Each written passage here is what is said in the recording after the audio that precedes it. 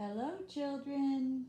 Old MacDonald had a farm, E-I-E-I-O. And on his farm he had some cows, E-I-E-I-O. Hello, Mr. Cow. With a moo-moo here and a moo-moo there. Here a moo, there a moo, everywhere a moo-moo. Old MacDonald had a farm, E-I-E-I-O. And on his farm he had some horses. Neigh, E-I-E-I-O. With a neigh, neigh here and a neigh, neigh there. Here a neigh, there a neigh, everywhere a neigh, neigh. Old MacDonald had a farm, E-I-E-I-O. And on his farm he had a sheep, E-I-E-I-O. With a ba-ba here and a ba-ba there. Here a ba, there a ba, everywhere a ba, ba. Old MacDonald had a farm, E-I-E-I-O. And on his farm he had some pigs, E-I-E-I-O. With an oink oink here and an oink oink there. Here an oink, there an oink, everywhere an oink oink. Old MacDonald had a farm, E-I-E-I-O.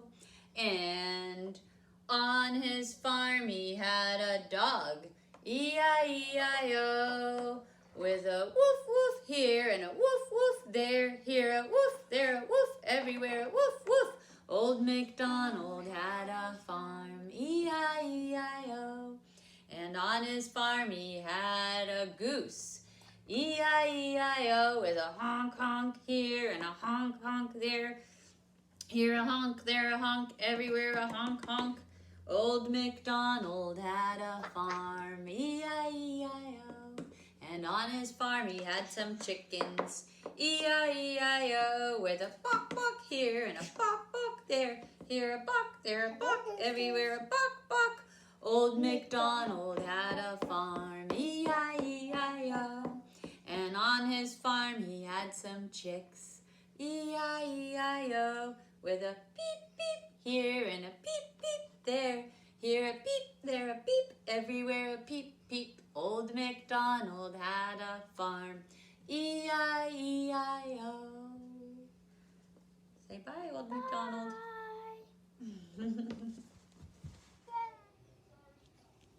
This book is called Log Hotel, written by Anne Schreiber and illustrated by Debbie Pinkney. This oak tree has been living in the forest for 100 years. One day, a strong wind knocks the tree down. The tree falls to the ground. Now, the tree is a log. Soon, ants and beetles move in and eat the log. They drill small tunnels in the log as they eat. The tunnels help to make the log soft as it decays. See the little ants eating the pieces of wood, and then they make tunnels and the beetles are crawling in. Oh, and there's one up on top. This woodpecker is listening for bugs inside the log. As soon as it hears a bug, it drills through the bark to catch it. Tap, tap, tap, tap, tap, tap, tap. He wants a snack. Soon, living things called fungi grow on the log. They're right here. Inside the log, fungi look like spaghetti. And outside the log, fungi look like mushrooms.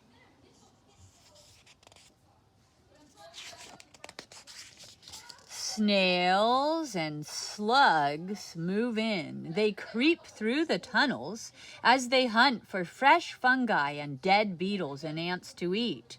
The tunnel gets bigger and the log gets softer. A snake slithers through the log. It's looking for a place to rest for the winter. Soft moss grows on the log. Green ferns grow in and around the log. Ooh, there's a beautiful salamander. And a couple of spiders. This log looks like a plant and animal hotel. As time goes on, more plants and more animals move in. See a ladybug, a frog, a dragonfly, a bug, maybe a bee or a little firefly, a moth, more slugs, a turtle, an owl, and a worm. And there's that snake. The log gets softer and softer. Now the shape of the log is hard to see. Earthworms eat what is left of the log. They look happy. The earthworms turn what they eat into soil. The soil is the perfect place for a seed to grow. The seed will grow into a tree. One day the tree will fall. It too will become a log hotel. The end. I like that book. Hi guys. I thought maybe we could do the sign language alphabet today. A, B, C, D, E, F, G, H, I, J, K, L, M, N, O, P, Q, R, S, T, U, V, W, X, Y, Z. A, B, C, D, E, F, G, H, I, J, K, L, M, N, O, P, Q, R, S, T, U, V, W, X, Y, and Z. Now I know my ABCs. Next time, won't you sing with me?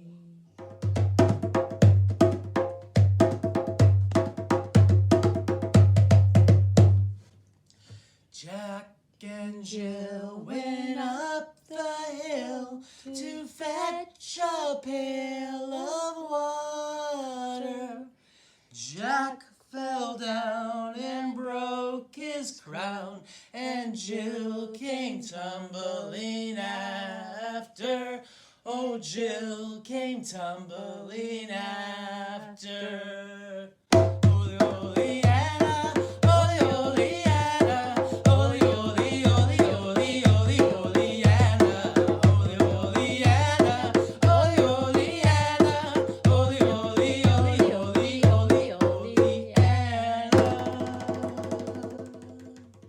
Humpty Dumpty sat on the wall. Humpty Dumpty had a great fall.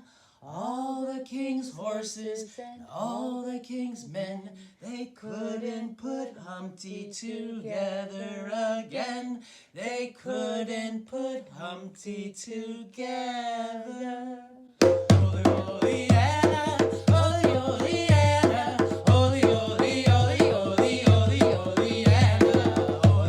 Liana, oh, Liana, oh, Liana, oh, Liana. Little Miss Muffet, she sat on a tuffet, eating her curds and whey. Along came a spider and sat down beside her and scared Miss Muffet away, away. It scared Miss Muffet away. Oh, Liana, oh, Liana, oh, Liana, oh, Liana, oh, Liana, oh, Liana.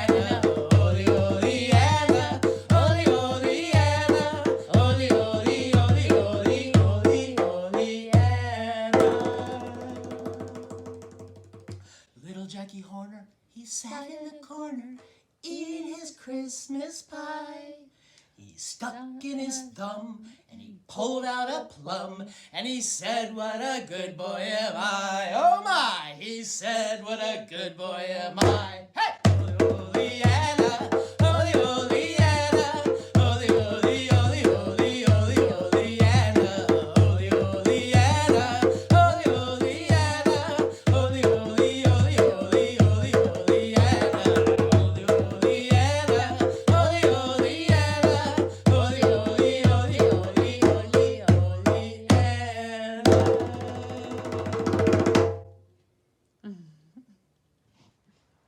Hey guys, I found this book on the shelf at Casa, and happens to be one of my favorite. You might remember it. It's a story from Africa about a boy that makes his own toys. Galimoto by Karen Lynn Williams, illustrated by Catherine Stock. Condi opened the old shoebox and looked inside. These were his things. They belonged to him. Inside the box, there was a ball made of many old plastic bags, tightly wrapped with string. There was a knife Condi had made from a piece of tin can, and a dancing man he had made from a dried cornstalk. In Condi's box, there were also some scraps of wire. He had been saving the wires for something special. Now he took them and the knife from his box. I shall make a Galimoto, Condi told his older brother, Ufalu. Ufalu laughed. A boy with only 7 years cannot make such a toy. You don't have enough wire. I will get enough wire, Condi answered. Condi took his knife and wire scraps and went to the home of his friend Gift. I want your wires, Condi told Gift. I'll give you my knife for them. Why do you want my wires? Gift asked. I want to make a Galimoto, Condi answered. Gift ran his fingers over the tin knife. It's a good knife. I'll cut a dancing man with it. Gift took a handful of wires from his box of things and gave them to Condi. That's not enough wire for a Galimoto, he told his friend. But I will still find enough wire, Condi said. Condi put his wires into an old white plastic bag and took them to the shop of his uncle. Good day, second son of my brother, his uncle greeted him. How can I help you? I want some wire, Condi told his uncle. How will you pay for it? Well, I have no money, Condi answered, but you have wires on your old packing boxes from the city. They would make a fine Galimoto. Oh, so you want to make a Galimoto. The son of my brother is a clever boy. Go ahead, take those wires. Chee, chee, chee, chee. Condi could hear the grinder at the flour mill. Many women with babies tied on their backs waited in the hot sun. Others arrived carrying heavy baskets of maize on their heads. Condi squeezed through the crowd. He was very near the front door when someone grabbed him, and a woman began yelling angrily, Stop that one! He's going out of turn! Condi was now being pushed and shoved. Suddenly, the mill stopped its grinding. What is it? The miller shouted. The woman pointed at Condi. Oh, no, Condi said. I have no mace to grind. I only want wires for a Galimoto. He opened his bag for them to see. Playthings, for this you keep us waiting? The woman grumbled angrily. One cannot eat wires. An old toothless woman shook her hand at Condi. The miller shrugged. There's some old wires out back. Take those and go. In the back of the mill, there was an open door. Inside the door was a pile of old motor parts. There, Condi found some very thin wires wrapped in red and yellow and green plastic. I can scrape the coating off, Condi thought. These wires will hold my Galimoto together.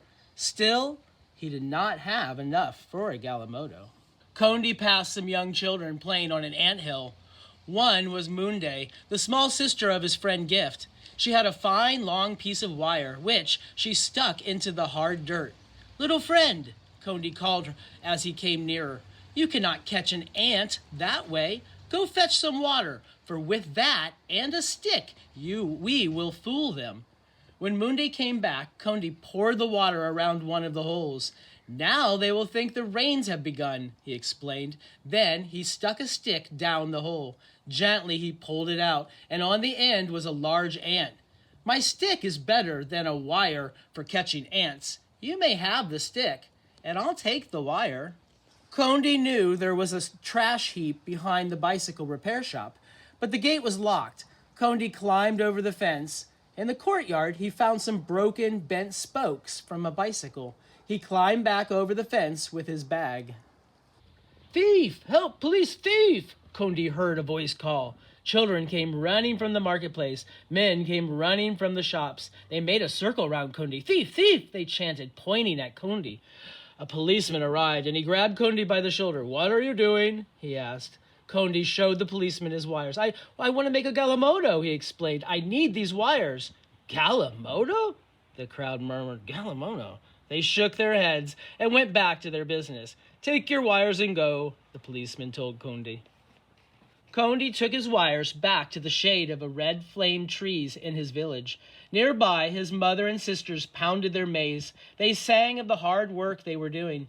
Condi sorted his wires. There were thick pieces and thin pieces. Some wires were long and some were short. Condi banged and bent and twisted ones with a stone to straighten them. Then he began.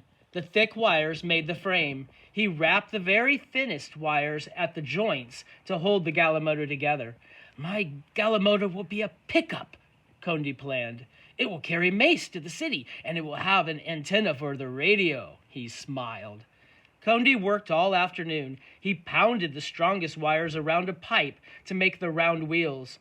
A sturdy piece of bamboo made the rod for the steering wheel. Finally, the warm, toasty smell of maize porridge cooking over the village fires told Condi it was time to go home. His brothers and sisters admired his work. "So, you found enough wire," Eufalu said. "Yes," Condi agreed. He parked his Galimoto next to his box of things and ate his supper. "Let the moon be bright for us to play and sing tonight." Condi could hear his friends singing in the distance. They were calling him to play. Now, he carefully guided his Galimoto over the dusty path. "Galimoto," someone cheered, and one by one Condi's friends formed a line behind him. "Hee! Galimoto! Galimoto!" they began to chant. Condi saw the shadow of his Galimoto cast by the moonlit racing alongside. "It's a fine Galimoto," he thought proudly. "Perhaps tomorrow I shall make my Galimoto into an ambulance, or an airplane, or a helicopter."